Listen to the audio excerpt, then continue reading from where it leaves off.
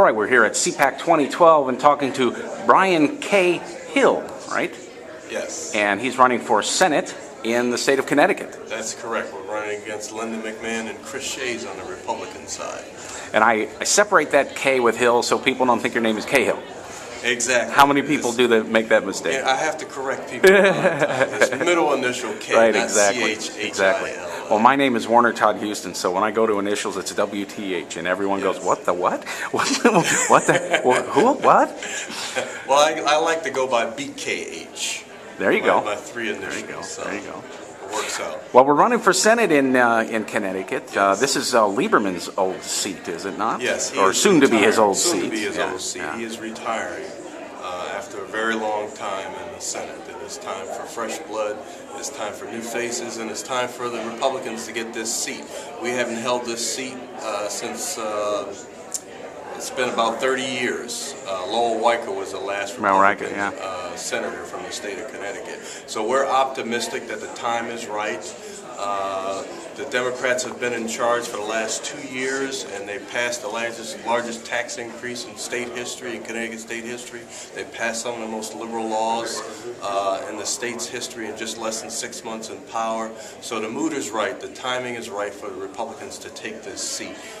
But we're only going to do that if we nominate the right candidate, and I believe I am the right candidate for this. Well, let's hope so. And now you have a military background, do you not? Yes, I did 12 years active duty in the military. I did 6 years active duty in the Navy, and then 6 years active duty in the Army, which is commonly called a Judge Advocate General Attorney, a JAG attorney.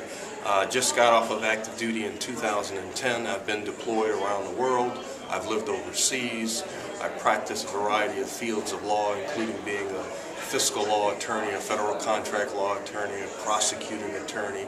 I've done legal assistance. I've done administrative law. I've done international law. I've been what's called a staff judge advocate, which is like an in-house general counsel for a command or an installation.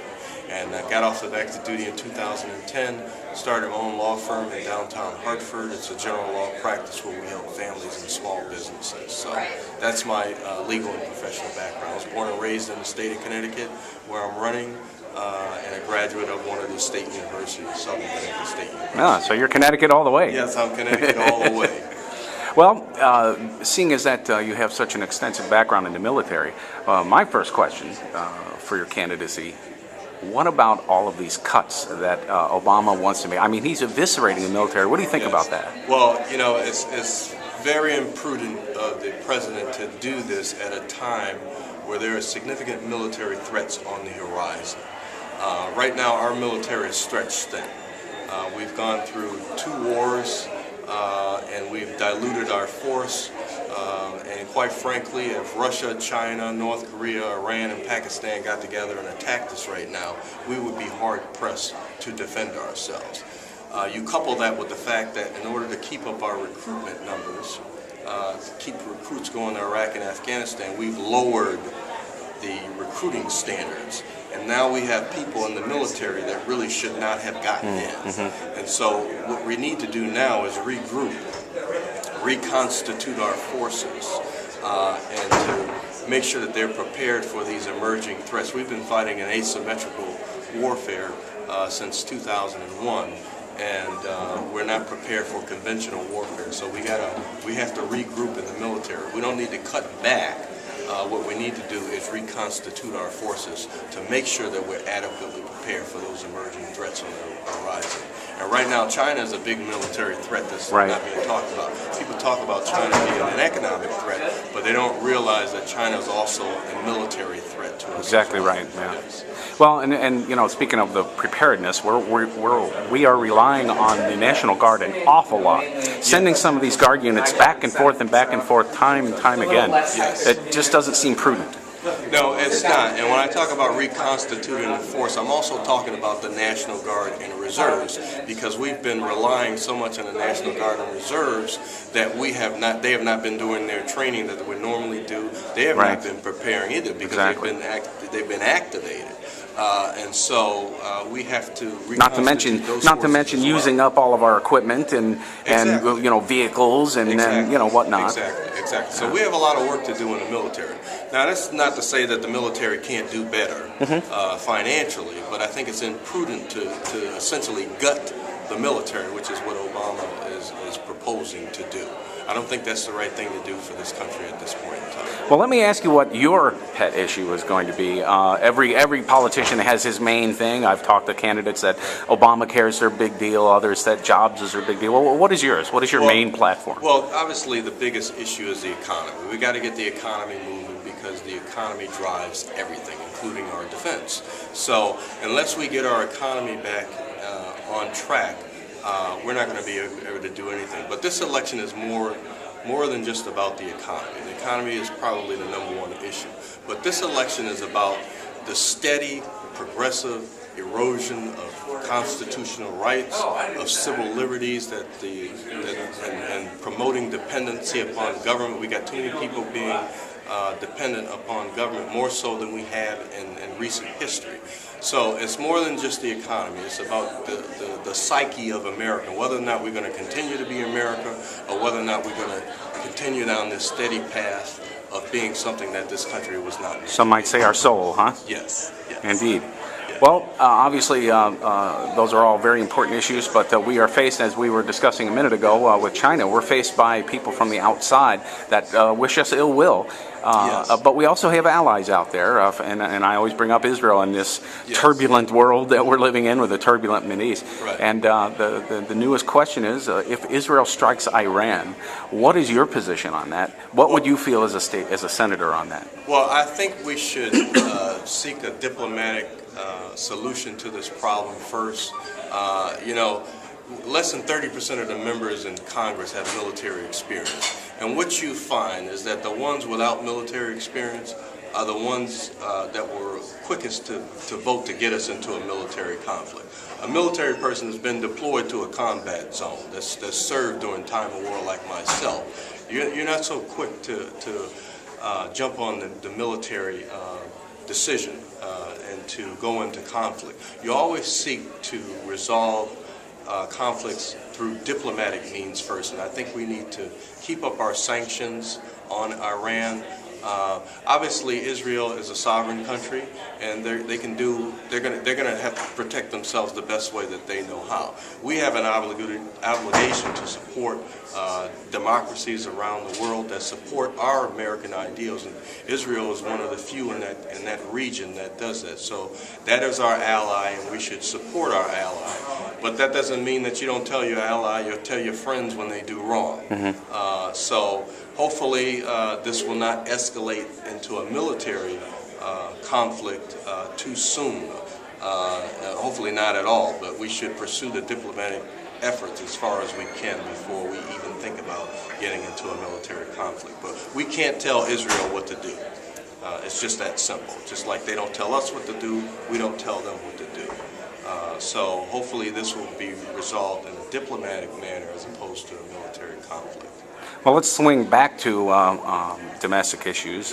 One of the big items that have really hit the news this week has been Obama's attack on abortion and his attack on the Catholic Church, his seeming desire to just trample all over the First Amendment. You know, it's really a travesty, and this is what I was talking about earlier, the steady erosion of our constitutional rights, the steady erosion of civil liberties around the United States. And this should have been a no-brainer for the administration and for Congress when they passed this bill to exempt religious institutions from doing anything that's contrary to their belief. As you point out, that's right there in the First Amendment. Congress shall make no law protecting the establishment of religion and exercising the free rights thereof, prohibiting the free rights thereof. So that's the first sentence in the United States Constitution, Amendment 1. So it's really sad to see what's going on around the country, and especially with this Democratic administration who is steadily turning this into a totalitarian type government. And it's really sad to see, and it's also sad to see that it took an outcry from a large segment of the population to point out something that should have been obvious to our congressmen when they passed this legislation, that you don't make religious institutions do anything that is contrary to their beliefs. That's protected in the First Amendment, and that is a further example of how we are eroding as a country. We're getting away from our American institutions. We are doing things contrary to our constitutional rights. We're redefining traditional values. We're forcing people to accept others' lifestyles that they may or may not disagree with. That's not the America. America is where you can exercise all of your freedoms. You got free press, you got free religion, free assembly, and our government is trying to impose their values on all Americans, and that's just not what this country is all about. And worse is Obama is trying to do this through his ability to regulate, as opposed to actually going through the people to get any of these ideas through. Exactly. And it's just turning this country into something that it was not meant to be. And so that's why I say this is more than just the economy, because the economy will hopefully work itself out. Obama is getting credit for things. Some things are positive step in the right direction with the economy. They're happening not because of Obama, but in spite of Obama. And yet he's getting credit for them. We're artificially manipulating the unemployment rate. If you look at the unemployment rate, it mysteriously dropped over the last couple of weeks. That's because they're not counting the underemployed. They're not counting people that have just given up looking for work. They're not counting those people who have been out of work for over a year. If you add back in those groups, the unemployment number is significantly high. It's over 12% easily. So what they're doing is artificially manipulating these unemployment numbers and trying to make it seem like the economy is doing better than it really is. Just ask your neighbor how things are going. You don't need to go too far. You look at the prices of gasoline, it's trickling back up again. You look at the price of how much you're paying for food and utilities. So the economy is not doing as well as they would like you to believe. And it's a travesty that people don't understand that some of the information that they're reading in the press is actually being manipulated to make it seem like the economy is doing better than it is. But you know how you're doing, and people should ask themselves, are you better off today than you were 4 years ago when Obama took office? And I don't think many people can say that they're better off. Well, I think you're definitely right. And give us your website information real quick before we end up here. It's www.briancahill.com, and it's middle initial K. BRIAN, the letter K, my last name Hill, HILL.com.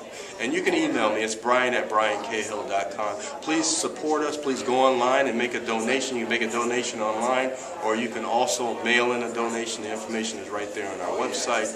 Again, we need to focus on these congressional races, because these congressional races are just as important, or probably more important. I would agree, if not more so. Than the presidential race. And so the presidential race has been getting the spotlight, but we need to make sure that we understand that if we control the Congress and have a supermajority, it doesn't matter who the president is. We can get our agenda passed. So we need to focus on getting as many congressional candidates elected, as many Republican congressional candidates elected around the country as possible. And we can't lose focus because of the presidential election. So we got to stay focused first. We got to make sure we get Republicans elected at federal, state, and local level, because it's very simple solutions to all of these problems. If you change the people, you change the policies. So we need to focus on getting as many Republicans elected as possible.